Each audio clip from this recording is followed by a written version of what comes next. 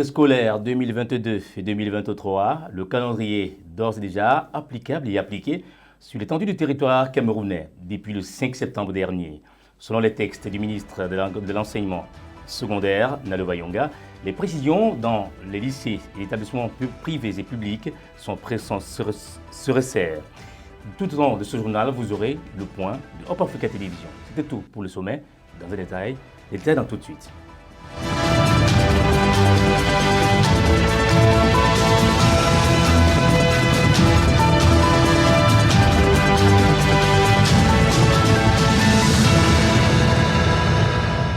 Bonsoir à toutes et à tous. Merci de suivre cette édition complète de l'information sur la télévision panafricaine Hop Africa TV.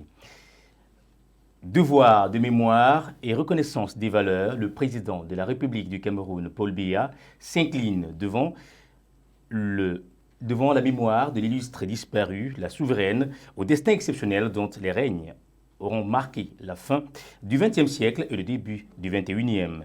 Les hautes personnalités du monde, au rang desquelles le président de la République du Cameroun lui adresse donc de vibrants hommages. Disparu ce jeudi à l'âge de 96 ans, après 70 ans de trône. On aura plus de précisions avec Euronews. La reine Elisabeth II s'est éteinte ce jeudi 8 septembre. La souveraine âgée de 96 ans était sous surveillance médicale depuis plusieurs jours. Buckingham, habituellement discret sur l'état de santé de la monarque, avait partagé plus tôt dans la journée la préoccupation des médecins. Son fils Charles et le prince William étaient à ses côtés. Il s'était rendu à son chevet plus tôt dans la journée, dans sa résidence de Balmoral en Écosse, où elle séjournait chaque été. Son petit-fils Harry et son épouse Meghan Markle seraient également en route. Depuis le matin, tout le peuple britannique était en émoi, attendant des nouvelles de la reine. La première ministre britannique Liz Truss, qui avait rencontré la monarque mardi pour sa nomination, s'est exprimée jeudi soir lors d'un discours évoquant une figure exceptionnelle et déplorant un choc pour le pays et pour le monde. La reine Elisabeth était un symbole de stabilité. Début juin, les Britanniques avaient célébré pendant 4 jours ses 70 ans de règne, mais la monarque était restée quasi absente de ce jubilé de platine, ne se montrant qu'à 2 brèves reprises au balcon du palais de Buckingham. Je vous le disais en titre, rentrée académique 2022 et 2023. Depuis le 5 septembre dernier, le coup de sifflet est parti, retentissant sur tout le territoire national. C'est de part et d'autre qu'on observe les enfants dans les établissements respectifs privés et publics de la ville de Douala. Du côté du lycée de Makepe, Floriane a fait un tour accompagné de Benjamin Louassa. Septembre 2022, jour de la rentrée scolaire au Cameroun. Les élèves ont repris les cours avec beaucoup d'engouement et d'objectifs. Je me sens très bien, je vais choisir les objectifs à fixer, c'est avoir mon examen, être un bon élève et un bon enfant, pas de flânerie. Le mercredi 7 septembre, à Douala, l'entrée du lycée de Makepe est bondée d'élèves qui, pour les uns, reprennent directement le chemin du retour et pour les autres, occupés à traîner le pas en compagnie de leurs camarades. Sous un soleil ardent, la vue est frappée par le renouveau. Nouvelles tenues de classe, nouveaux sacs, nouvelles chaussures, tout semble indiquer l'achat des fournitures neuves. Cependant, la hausse des prix et la rareté de certains manuels sur le marché ont freiné les parents dans l'achat du nécessaire pour le compte de cette année scolaire. Avec déjà les difficultés financières et la hausse du montant de la scolarité, c'est pas facile. Les fournitures qui de temps en temps grimpent et la rareté des fournitures. Donc du coup, si on peut jongler en troquant d'autres livres, en échangeant avant ceux qui sont sur le poteau et en achetant les neufs pour ceux qui ne sont pas disponibles, on le fait. Parce que franchement, cette année, c'est pas du tout aisé. Malgré tout, les commerçants continuent d'exposer leurs articles avec pour seul espoir que les parents retardataires s'y pointeront pour le plaisir de leur progéniture. Le PAM, Programme alimentaire mondial, anticipe et tire la sonnette d'alarme pour annoncer une crise imminente. Dans un élan de prévention, une situation qui touche plusieurs millions de personnes dans le monde. Des éléments à l'origine de la fâcheuse situation étant nombreux, la Covid-19, le conflit russo-ukrainien et bien évidemment les crises politiques. Des précisions avec ce reportage que signe Africa News.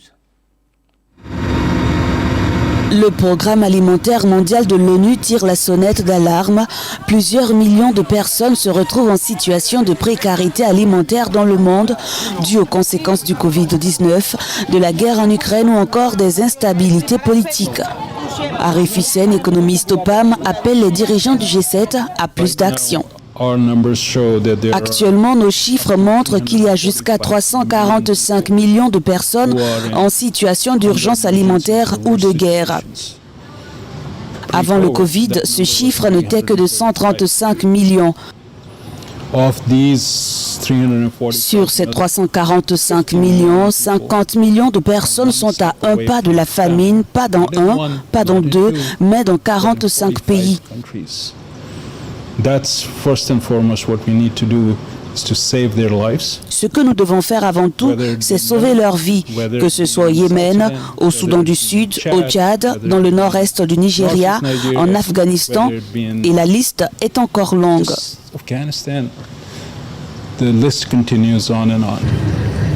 Dans un précédent rapport, le PAM a dit avoir un besoin urgent de 426 millions de dollars pour les 6 prochains mois pour éviter la famine au Soudan du Sud, où plus des 2/3 de la population ont besoin d'une aide alimentaire. Au Tchad, parlant de la sécurité alimentaire, 250 hectares de sorgho et des légumes exploités par l'armée au centre du pays. Le génie militaire de la Direction générale des services de sécurité a exploité donc ces espaces pour apporter de l'aide aux populations civiles dans le besoin. Africa 24 signe ce reportage. Au Tchad, l'armée s'investit dans la production agricole pour contribuer à lutter contre l'insécurité alimentaire. C'est le cas du génie militaire de la Direction générale des services de sécurité des institutions de l'État qui exploite cette année plus de 250 hectares de sorgho et de légumes au centre du pays. En visite sur le terrain pour encourager les troupes, le général Issa Mina estime que les exploitations de l'armée pourraient contribuer à réduire les importations alimentaires qui coûtent cher à l'État. L'importation des céréales nous coûte excessivement cher vu que notre pays est enclavé. Pour sortir de cette situation de dépendance, nous devons travailler nos terres fertiles et irrigables. Nous avons du potentiel agricole naturel qui n'attend qu'à être exploité. L'armée veut montrer l'exemple et prouver aux citoyens que nous pouvons produire sur place tout ce que nous importons. Nous devons faire plus chaque année pour lutter contre l'insécurité alimentaire. Quelques défis de modernisation des exploitations s'imposent sur le terrain, notamment la clôture des périmètres agricoles et la production des canalisations pour évacuer l'eau si jamais les champs sont inondés. L'armée prévoit également l'installation des générateurs de pompage d'eau pour les productions de contre-saison. Pour le directeur du génie militaire, le colonel Adoum Barkaï, l'exploitation de la production se fera avec le soutien des populations locales. Nous sommes ravis que l'entente entre les populations locales et les militaires se passe très bien dans les exploitations. Nous remercions le président de la République et le directeur général de la DGSIE qui a dépêché le général Issa Mina pour s'enquérir de nos problèmes et nous apporter le soutien moral et matériel. Mes remerciements aussi aux autorités locales. Pour rappel, le président du Conseil militaire de transition, le général Mahamad Idriss Déby, l'armée n'est pas dédiée uniquement à la guerre, même si sa vocation première est de défendre le territoire national. Elle contribue également à résoudre des problèmes dans tous les domaines de la vie nationale au profit des citoyens. Andrzej Duda, président de la République de Pologne, en visite d'amitié et de travail en Côte d'Ivoire, reçu par son homologue Alassane Dramane Ouattara, qui d'ailleurs souligne le caractère exclusif et premier de cette rencontre. Les points sur l'instabilité que connaît l'Europe aux multiples conséquences dans le monde ont été évoqués. Et de plus de détails avec la télévision ivoirienne. Puisque c'est la première fois qu'un président de la République de Pologne a bien voulu honorer notre pays d'une visite officielle de travail et d'amitié. Je voudrais vraiment vous remercier pour cette visite historique et vous renouveler notre volonté d'œuvrer au raffermissement de notre coopération, à sa diversification, et aussi vous remercier pour la solidarité. Coopération saluée par le président ivoirien. Au Togo, l'état d'urgence prolongé dans la région de la savane, le fort de Niamsimbe, président de la République du Togo proroge pour une durée de 6 mois. Cette prorogation trouve son effet car ce mardi, elle s'étendra jusqu'au mars prochain. La région de l'extrême nord du pays, en proie à une insécurité prolongée et des menaces terroristes régulières, sont les principales causes d'une telle décision. Le point avec Africa News. Décrété en juin dernier par le président Faure Gnassingbé, l'état d'urgence dans la région des Savanes au Togo a été prolongé pour 6 mois. Il restera en vigueur jusqu'en mars prochain. Cette prolongation adoptée par les députés togolais mardi vise à lutter contre les djihadistes qui écument cette région togolaise située dans l'extrême nord du pays et frontalière du Burkina Faso. Elle permettra notamment de rendre plus prompte la prise de décision et de faciliter le déploiement de forces opérationnelles, a expliqué le ministre togolais de la Sécurité. L'attaque la plus meurtrière au Togo a eu lieu en juillet. Des hommes armés avaient ciblé 4 villages et l'armée avait évoqué plusieurs morts et quelques blessés. Selon plusieurs médias locaux, 15 à 20 personnes auraient été tuées. L'Union africaine dénonce la chasse raciale de la Cour pénale internationale et affiche son soutien au président kényan nouvellement investi. L'organisation panafricaine a demandé la clôture de la procédure, tout comme le renvoi devant la juridiction du Kenyan, situation portée en toute froideur par le Premier ministre éthiopien d'un ton ferme et résolu. Des précisions avec nos confrères d'Euronews. L'Union africaine a violemment critiqué la Cour pénale internationale et affiché son soutien hier au nouveau président kényan. Ce dernier est inculpé depuis janvier 2012 de crimes contre l'humanité par la CPI. L'organisation panafricaine a adopté une résolution demandant la clôture de la procédure et son renvoi devant les juridictions du Kenya. Le Premier ministre éthiopien et président en exercice de l'Union africaine a eu des mots particulièrement durs contre la CPI. À l'origine, l'objectif était d'éviter toutes sortes d'impunité. Mais désormais, le processus a dégénéré en une sorte de chasse raciale. Now, the process has degenerated into some kind of race hunting. Depuis sa création, la CPI a inculpé une trentaine de personnes, tous des Africains, pour des crimes survenus dans 8 pays du continent, notamment la Côte d'Ivoire. Laurent Gbagbo a été le premier ex-chef d'État remis entre les mains de la Cour pénale. Le Soudanais Omar El-Béchir a lui été le premier chef d'État en exercice poursuivi pour crimes contre l'humanité et génocide au Darfour. Depuis l'émission de son mandat d'arrêt, il a multiplié les déplacements sur le continent africain sans être inquiété. Entre désordre, anarchie d'occupation et incivisme, c'est un assainissement actif que M. Messi Atangana, maire de la commune d'arrondissement de Yaoundé 3, s'investit pour apporter un éclat de jour, viabiliser la ville. Il a débarrassé des constructions anarchiques et successives sur les voies publiques. Telle est la préoccupation à laquelle le garant de la ville s'est donc prononcé. Sur STV, les détails. Des guépis, il y a plus ou moins en prélude à la Cannes, ces riverains du quartier Aala se sont réinstallés quelques temps après. Ici, au niveau de l'autoroute Yaoundé-Simalène, plusieurs étaient soumis de dégâpis depuis 2021. Le maire de la ville et ses techniciens sont descendus sur place le 30 août pour remettre de l'ordre. Vous voyez qu'il n'y a pas de résistance, encore moins ni des éclats de voix, parce que les personnes concernées savent que c'est la énième fois que nous leur parlons. Il y a des zones dont l'occupation anarchique n'est pas possible. C'est une opération de nettoyage complète qui s'étendra dans l'ensemble des quartiers de la capitale politique. Au quartier Bastos et Etoudi, le maire de la ville s'est ensuite rendu pour évaluer l'évolution de certains travaux de la communauté, notamment le bitumage de la route menant au Centre national de production de passeports qui sera bientôt achevé, du moins selon les techniciens. On a refait toute la structure de base, on a refait les enrobés, on a refait les parkings. Nous sommes passés sur une largeur de route de 5 mètres et une largeur de route de 7 mètres et demi, comme vous pouvez le constater. Cette zone était très sollicitée par les demandeurs des passeports et vous avez vu le jour de l'inauguration, la route était en terre.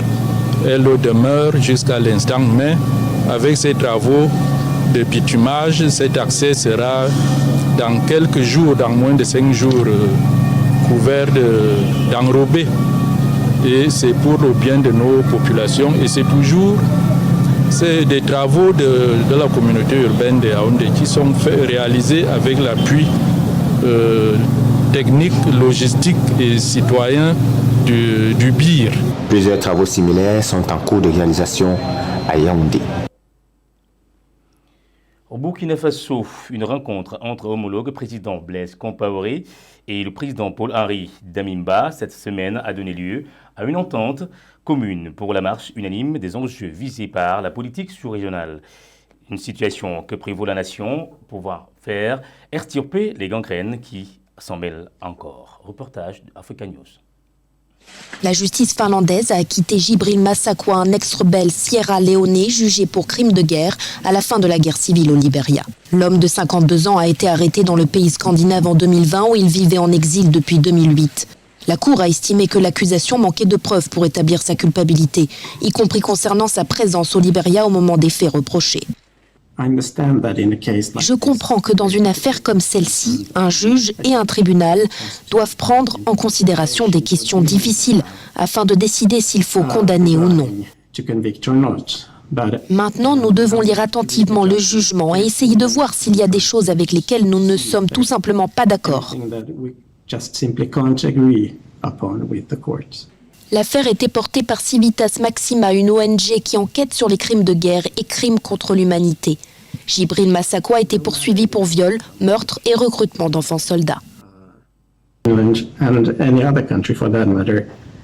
La Finlande et tout autre pays pourraient devoir quelque chose à toutes les personnes qui ont perdu la vie pendant la guerre civile au Libéria.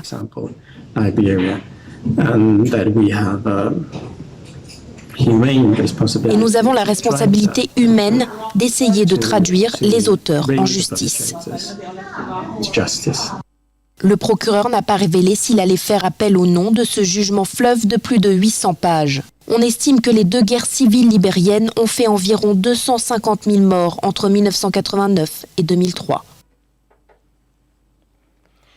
Au Nigeria, tutoyer l'Occident à partir d'une nette progression du taux de production du pétrole brut dans le pays, la visée de l'État en nette progression. Et donc on pourrait connaître une croissance de faire valoir l'or noir sur le cieux du Nigeria. Des débouchés européens, dans ce reportage que signe Africa 24, nous apportent beaucoup d'éclaircies.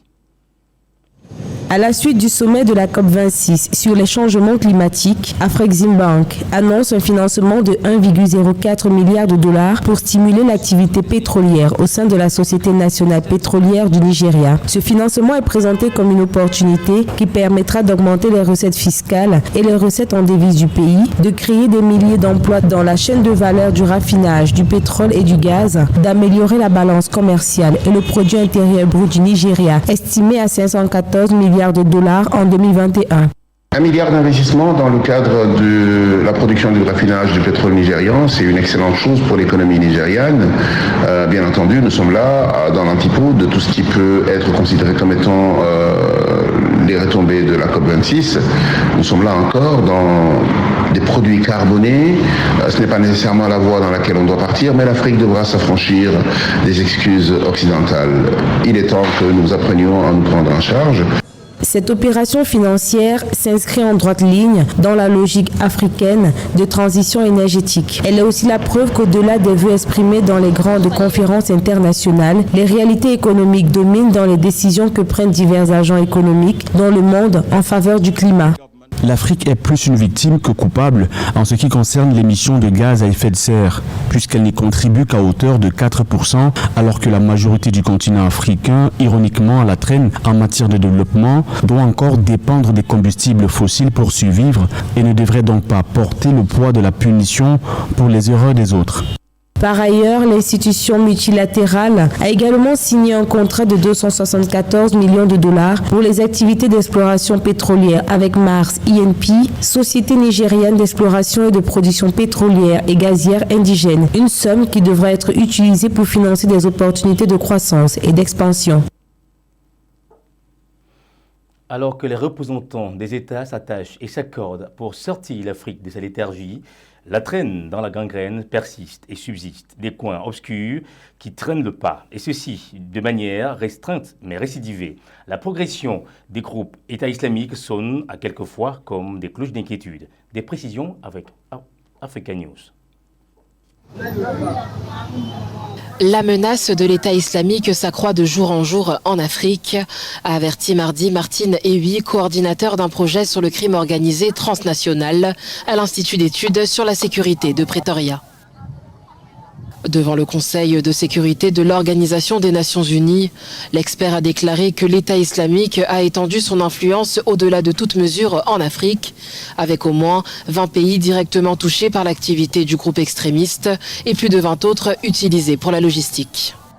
Le bassin du lac Tchad qui borde le Tchad, le Nigeria, le Niger et le Cameroun est selon lui la principale zone d'opération du groupe. Après la défaite officielle de l'État islamique en 2017 en Irak, le terrorisme a été repoussé vers l'Afrique, a indiqué Martine Ewi, en déplorant qu'aucune coalition n'a été mise sur pied pour vaincre Daesh sur le continent. L'analyste a également exhorté le Conseil de sécurité à mobiliser des équipements et des fonds afin de soutenir les nombreuses opérations de soutien à la paix en cours dans différentes régions et à veiller à ce que les sanctions prises à l'encontre des groupes et des individus soient appliquées. Et voilà qui nous mène en sport. La Super League africaine, lancée par la Confédération africaine de football, l'une des compétitions internationales de football les plus onéreuses, débutera l'année prochaine et partira du mois d'août au mois de mai, pour une valeur estimée à 100 millions de dollars. La confirmation faite par le président de la Confédération africaine ce mercredi, Patrice Motsepe. Reportage que signe Africa News. L'idée était dans les tuyaux. La Super League africaine débutera finalement l'année prochaine et se tiendra chaque année d'août à mai. L'annonce a été faite mercredi par Patrice Motsepe, le président de la Confédération africaine de football à Arusha en Tanzanie, à l'ouverture de l'Assemblée générale de la CAF. La Super League africaine réunira les 24 meilleurs clubs du continent répartis en 3 poules. Elle sera, selon ses géniteurs, la plus lucrative des compétitions du continent avec une dotation de 100 millions de dollars. L'initiative est donc motivée notamment par la volonté du Sud-Africain de renflouer les caisses de sa structure en perte de vitesse. L'instance dirigeante du ballon rond en Afrique a enregistré en effet une perte de 50 millions de dollars lors de l'exercice 2020-2021. Des sponsors et partenaires commerciaux seraient déjà intéressés par la nouvelle compétition, selon le président de la CAF. Patrice Motsepe bénéficie du soutien de Gianni Infantino dans cette optique, alors même que le président de la FIFA s'était opposé au lancement de ce même tournoi en Europe. Parlons sport toujours, Coupe d'Afrique des Nations de football 2023, le nouveau calendrier de la compétition dévoilé par la Confédération africaine de football. Les 3e et 4e journées des éliminatoires, initialement prévues en septembre 2022, auront désormais lieu du 20 au 28 mars 2023 prochain. Plus de temps de préparation pour le mondial prévu dans ces dates, en l'occurrence en novembre et décembre prochains. Les points avec Actu24 pour plus de précisions. C'est officiel. Le calendrier des éliminatoires de la Coupe d'Afrique des Nations Côte d'Ivoire 2023 sera bien modifié par la Confédération africaine de football CAF, comme annoncé ce dimanche 31 juillet. Le comité exécutif de la Confédération africaine de football CAF a approuvé la révision du calendrier des éliminatoires de la Coupe d'Afrique des Nations 2023, prévue en Côte d'Ivoire. Ainsi, les 3e et 4e journées des éliminatoires de la CAN 2023 initialement programmées en septembre 2022 auront désormais lieu du 20 au 28 mars 2023. La 5e journée se déroulera du 12 au 20 juin 2023 et la 6e journée du 4 au 12 septembre 2023. Une décision qui résulte de l'engagement de l'instance à offrir plus de temps de préparation aux 5 nations qualifiées pour la Coupe du Monde Qatar 2022 entre 21 novembre et 18 décembre. Le Maroc, le Sénégal, la Tunisie, le Ghana et le Cameroun étant les représentants africains au Qatar. André-Franck Zambo-Anguissa, nous sommes dans la Champions League de football européen. Élu homme du match à l'issue de la rencontre Naples-Liverpool, soldée par une victoire des Napolitains 2-0. Auteur d'une rencontre exceptionnelle et d'un but lors de le footballeur camerounais âgé de 26 ans et donc de 1,84 m, s'est donc illustré lors de cette première sortie angulaire de sa formation. Club qu'il a rejoint en été 2019 et en provenance de Fulham. Le compteur de but du Camerounais s'ouvre à la 31e minute de jeu dans ce match de poule de la Ligue des Champions 2022-2023. S'il fuse de part ou d'autre des propos au sujet de sa non-convocation au rang des listes officielles sorties par le sélectionneur national Rigobert Song pour les matchs amicaux face au Kyrgyzstan et face à la Corée, loin est donc la décision du milieu de terrain camerounais parce que presque tensulaire de jeu et prouvant autres circonstances. Arrivée du trophée de la Coupe du Monde 2022 au Cameroun dans la traditionnelle tournée mondiale en destination des pays qualifiés. C'est donc 2 jours au total que le sacre prestigieux du football international connaîtra en terre camerounaise et partira cet après-midi. Une circonstance qui est saluée par nombre de sportifs et encouragée par les avisés du sport. Ce reportage, STV. C'est aux environs de 10 heures que la délégation FIFA a foulé le sol camerounais en provenance du Sénégal, où l'équipe conduite par l'ancien international français David Trezeguet a sacrifié au même rituel, présenter le trophée de la Coupe du Monde Qatar 2022 à l'un des 32 pays participants. Une compétition qui rappelle de bons souvenirs à l'avant-centre français champion du monde en 1998. Je pense que quand on est tout petit, dès qu'on commence à jouer au football avec ses amis, c'est le rêve, c'est le côté magique.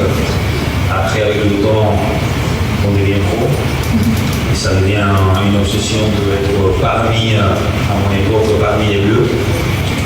Et quand on a la possibilité, on a envie d'aller jusqu'au bout, comme ça a été le cas en 1998. On était tous conscients qu'on ne partait pas favoris, mais en même temps, on était conscients de nos qualités, on était conscients de l'équipe qu'on avait, autant au titre individuel, au titre collectif, avec un entraîneur de très haut niveau. Il fallait qu'on gagne aussi la confiance de nos supporters. Et ça a commencé à partir du premier match contre l'Afrique du Sud à Marseille. Et après la suite, on a démontré qu'on était les plus forts. Une fois au Cameroun, la délégation a été reçue d'abord par le ministre des Sports et de l'Éducation physique, puis par le Premier ministre et chef du gouvernement. Dans l'agenda, le trophée sera présenté au grand public ce 9 septembre 2022. Une cérémonie ouverte au grand public sera organisée demain au palais polyvalent des sports de Yaoundé, pas aussi, afin que tous les Camerounais qui le souhaitent puissent venir la voir et commencer dès à présent à célébrer et à rêver au succès des Lions indomptables. Les Camerounais charrient l'espoir que ce précieux trophée puisse revenir sur le sol des Lions indomptables au lendemain de la finale de la Coupe du Monde qui démarre au mois de novembre. Mondial de football 2022 au Qatar toujours, la mascotte du Cameroun, Gant de Piquette, et son équipe en première loge en terre qatarite, pays hôte de la compétition. Une initiative du président de la Fédération camerounaise de football, Samuel Eto'o-Fils, dont le supporter incontesté des Lions indomptables n'a pas manqué de préciser. Partagé par le sentiment d'enthousiasme et de joie, il le fait savoir. La mascotte des Lions indomptables du Cameroun avec son caméraman James Ebengue. Je suis à l'aéroport, départ pour le Qatar. Je vais à Doha pour vous. Bravo au président Samuel Eto'o-Fils, l'unique, le seul président qu'il nous faut. Nous sommes le 6 septembre. On va balayer le coup. Nous allons balayer la coupe pour le Qatar. On est en retour ici. Mesdames et messieurs, c'est la fin de ce point sur l'actualité sur la télévision panafricaine. Merci d'avoir été des nôtres tout au long de cette rétro. Restez en compagnie des programmes de la télévision panafricaine. Ravis nous sommes de savoir que vous êtes parmi nous. Au revoir.